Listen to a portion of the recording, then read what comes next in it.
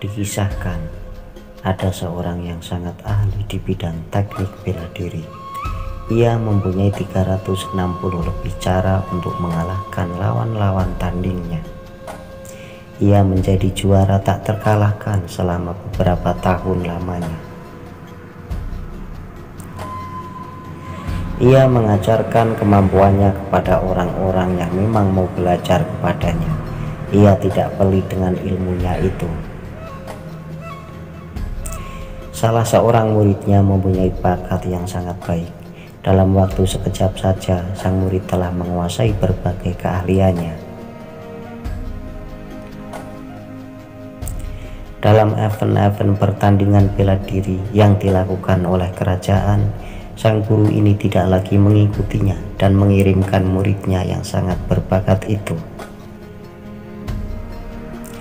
Tidak membutuhkan waktu lama, sang murid telah menjadi sangat terkenal dan menjadi juara, menggantikan kedudukan gurunya. Selama bertahun-tahun berikutnya, ia menjadi juara tak terkalahkan seperti halnya gurunya sebelumnya. Sang murid tersebut memang seorang pemuda yang sangat berbakat dan tenaganya kuat sekali. Dengan didikan yang baik dan teknik-teknik yang diajarkan gurunya tersebut, makin lengkap saja kemampuannya. Sayangnya, ketika berada di puncak kepopuleran dan karirnya, sang murid ini menjadi sombong. Seperti kata pepatah, kacang yang lupa pada kulitnya, orang yang lupa pada asal-usulnya. Ia memang tidak tinggal lagi belajar pada gurunya itu, tetapi orang-orang yang memujinya masih saja tidak pernah melupakan peran gurunya tersebut dalam mendidiknya.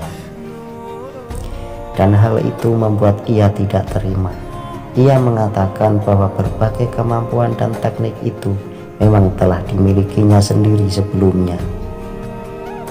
Bahkan dalam puncak kekurang ajarannya, ia berkata kepada sang raja, "Wahai raja, keunggulan guru dibandingkan dengan saya hanyalah karena umurnya dan haknya sebagai pelatih yang telah mengajari saya.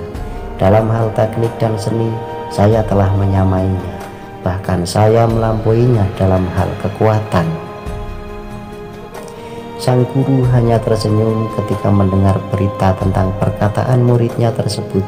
Ia tidak berkomentar, bahkan cenderung mengabaikan berita itu begitu saja.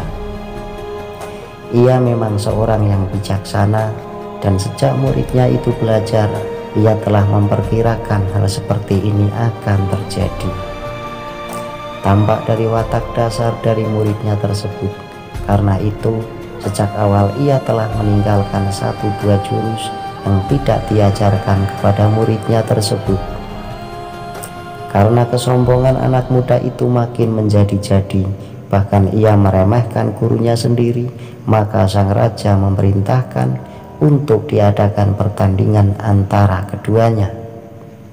Didirikanlah panggung yang megah dan mengundang semua pembesar kerajaan untuk menggelar pertandingan adu kemampuan tersebut. Sang murid yang perkasa memasuki gelanggang laksana kesatria paling tangguh. Ia dengan sombongnya layaknya ingin merobohkan sebuah gunung dengan kekuatannya itu. Sementara sang guru, walau tampak tua dan lemah dibandingkan dengan muridnya tersebut, ia berdiri dengan tenang di tengah arena. Begitu dimulai, sang murid menyerang dengan garangnya, tetapi dengan sedikit gerakan, sang guru bisa mengelakkannya. Pada serangan kedua, tampaknya sang murid mengerahkan segala kekuatan dan kemampuan tekniknya.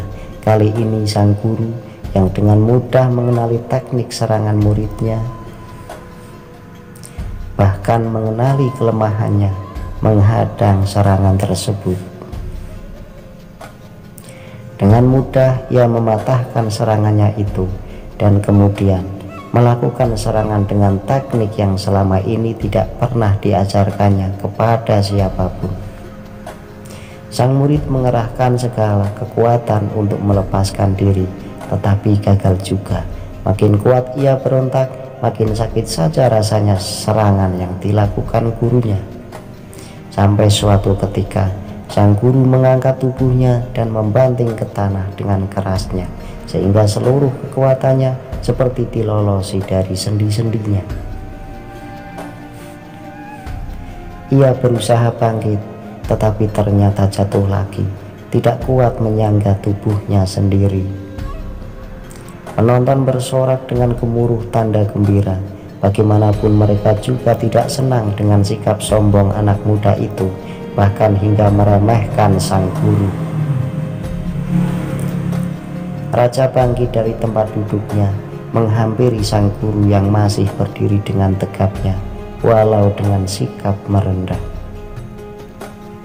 Ia melepas jubah kehormatannya dan memakaikannya kepada sang guru, sambil berkata kepada anak muda yang tampak lemah tak berdaya, "Engkau menantang gurumu, menuntut diri lebih baik, tetapi engkau tidak bisa membuktikan ucapanmu." Anak muda itu berkata, "Wahai raja yang berkuasa, itu bukan karena kekuatannya yang bisa melumpuhkan saya, tetapi karena suatu ilmu rahasia yang saya belum pernah diajarkannya. Dengan rahasia itulah ia mengalahkan saya."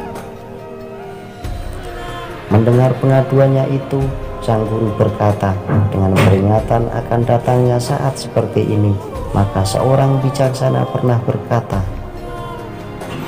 jangan berikan semua rahasia kekuatanmu kepada sahabatmu, karena jika ia berbalik menjadi musuhmu, maka kamu akan dikalahkan."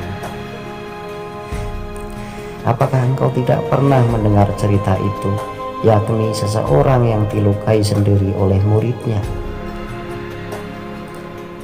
Kisah ini semoga bisa menjadi renungan kita, bahwa guru yang di mata muridnya itu lebih bodoh darinya, seringkali murid melihatnya dengan mata kesombongan. Sejatinya guru memiliki kemampuan yang belum tentu diketahui muridnya, dan tak pantas bagi murid yang memandang rendah gurunya sendiri.